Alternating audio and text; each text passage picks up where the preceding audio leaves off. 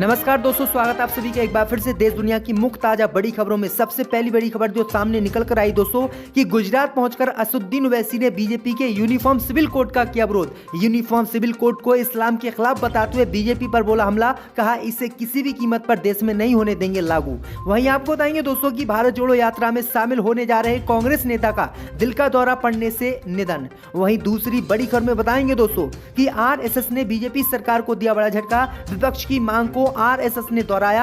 RSS नेताओं ने वित्त मंत्री से पुरानी पेंशन व्यवस्था बहाल करने की मांग।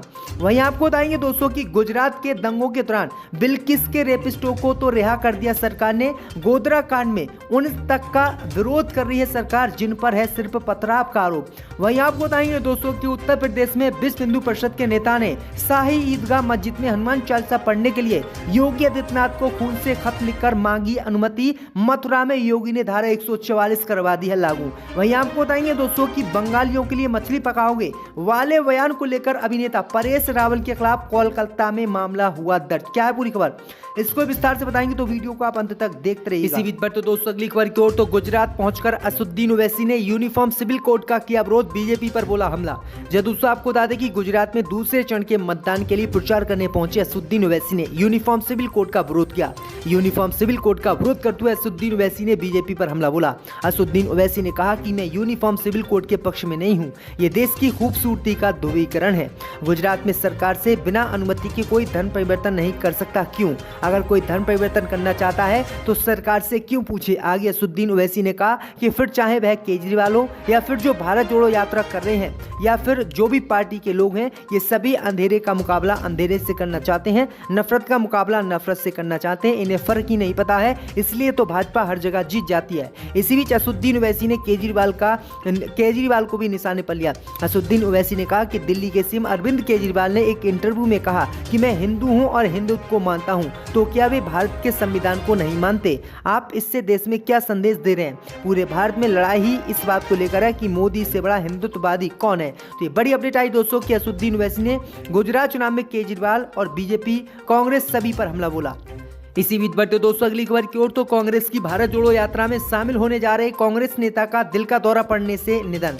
जब दोस्तों आपको बता दें कि कांग्रेस नेता राहुल गांधी की भारत जोड़ो यात्रा इन दिनों मध्य प्रदेश में है और यहां यात्रा का 11वां दिन है। शनिवार सुबह यात्रा अगर मालवा जिले के ग्राम महूडिया से शुरू हुई। यात्रा में शामिल होने आ रहे पार्टी के नेता मंगीलाल शाह का दिल का दौरा पड़ने से निधन हो गया।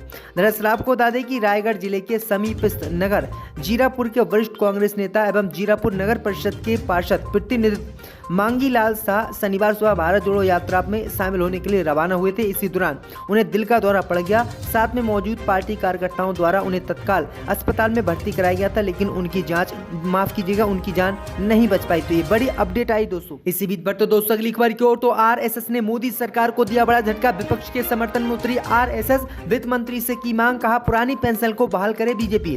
जब दोस्तों आपको बता दें कि विपक्ष बीते कई सालों से लगातार केंद्र की मोदी सरकार से पुरानी पेंशन व्यवस्था को बहाल करने की मांग कर रहा था, लेकिन आपको बता दें कि विपक्ष को किसी भी पार्टी का समर्थन नहीं मिल रहा था। लेकिन इसी बीच खबर सामने निकल कर आई दोस्तों कि आरएसएस ने अब विपक्ष के इसी मुद्दे को लेकर भाजपा पर बड़ा हमला बोला है और भाजपा को बड़ा झटका दिया है। दरअसल आपको बता दें कि आरएसएस के नेताओं ने वित्त मंत्री से पुरानी पेंशन व्यवस्था को बहाल करने की मांग की है और आयात शुल्क को बढ़ाने की भी मांग की है। दरअसल आपको बता दें कि यही मांग विपक्ष लगातार केंद्र की मोदी सरकार से कर रहा है। विपक्ष लगातार चुनावी वादों में ये भी घोषणा कर रहा है कि अगर उसकी सरकार राज्य में बनती है तो पुरानी पेंशन व्यवस्था को बहाल किया जाए, क्योंकि केंद्र की मोदी सरकार ने पुरानी पेंशन व्यवस्था पर रोक लगा दी थी। यानी जो भी कर्मचारी रिटायर होते थे उन्हें पेंशन नहीं मिलती थी, लेकिन अब आरएसएस ने कहा है कि पुरानी पेंशन व्यवस्था को बहाल किया जाए और जो लोग रिटायर होते हैं उन्हें पेंशन दी जाए।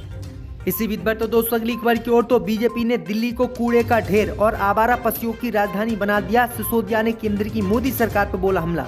जब दोस्तों आपको बता दें कि दिल्ली के उप मुख्यमंत्री मनीष सिसोदिया ने शनिवार को आरोप लगाया कि 15 साल तक नगर निगम पर राज करने के बाद बीजेपी ने दिल्ली को कचरे के ढेर और आवारा पशुओं की राजधानी बना दिया। उन्होंने एक ट्वीट भी किया और दावा किया कि बीजेपी 15 सालों से एमसीडी में सत्ता में है और इसने दिल्ली को कूड़े के ढेर और आवारा पशुओं की राजधानी बना दिया। इस बार लोग दिल्ली को स्वच्छ और सुंदर बनाने के लिए एमसीडी के लिए अरविंद केजरीवाल को चुनेंगे। सिसोदिया ने यह भी कहा है कि बीजेपी कितना भी षड्यंत्र रच ले, लेकिन वे दिल्ली की योगशाला को बंद नहीं कर सकते। तो ये बड़ी अपडेट आ रही दोस्तों। इसी बीच पर तो दोस्तों अगली खबर की ओर तो बंगालियों के लिए मछली पकाओ वाले बयान को लेकर अभिनेता परेश रावल के खिलाफ कोलकाता में एफआईआर दर्ज। जय दोस्तों, आपको बता दें कि फिल्म एक्टर और बीजेपी नेता परेश रावल के खिलाफ गुजरात में एक चुनावी रैली के दौरान कथित रूप से बंगालियों के लिए मछली पकाओ टिप्पणी को लेकर घृणित भाषण फैलाने के लिए शुक्रवार को एक शिकायत दर्ज की गई है। पश्चिम बंगाल में मार्क्सवादी कम्युनिस्ट पार्टी के नेता मोहम्मद सलीम ने परेश रावल की विवादित टिप्पणी को लेकर कलकत्ता में तलतला थाने में शिकायत दर्ज कराई है।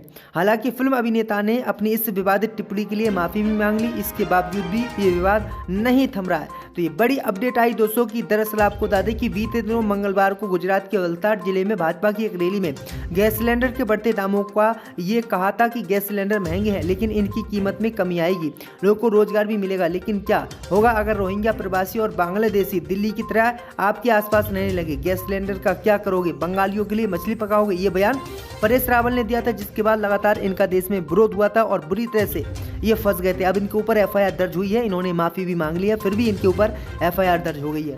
इसी बीच पर तो दोस्तों अगली खबर की ओर तो विश्व हिंदू परिषद के नेता दिनेश शर्मा ने शाही ईदगाह मस्जिद में हनुमान चालीसा पढ़ने के लिए योगी को लिखा खून से खत। जय दोस्तों, आपको बता दें कि विश्व हिंदू परिषद ने शाही ईदगाह मस्जिद में 6 दिसंबर को हनुमान चालीसा का पाठ करने की अनुमति मांगी है। मांग के मद्देनजर 1 दिसंबर से निषेधाज्ञा लागू कर दी गई है, जो अगले वर्ष 28 जनवरी तक लागू रहेगी। दरअसल आपको बता दें कि अखिल भारत हिंदू महासभा ने मथुरा जनपद में श्री कृष्ण जन्मभूमि ईदगाह परिसर में लड्डू गोपाल का 6 दिसंबर को जल अभिषेक करने एवं हनुमान चालीसा का पाठ करने की अनुमति मांगी। अखिल भारत हिंदू महासभा इस परिसर के प्राचीन श्री कृष्ण मंदिर का गर्भगृह होने का दावा करती है। इस बीच खबर सामने निकल कर आई दोस्तों कि विश्व हिंदू परिषद के नेता दिनेश शर्मा ने शाही ईदगाह मस्जिद में हनुमान चालीसा पढ़ने के लिए योगी आदित्यनाथ को अपने खून से खत लिखा है और अनुमति मांगी है, लेकिन योगी सरकार ने अनुमति देने से साफ इनकार कर दिया है और धारा 144 लागू कर दी है। तो ये बड़ी अपडेट आ रही दोस्तों।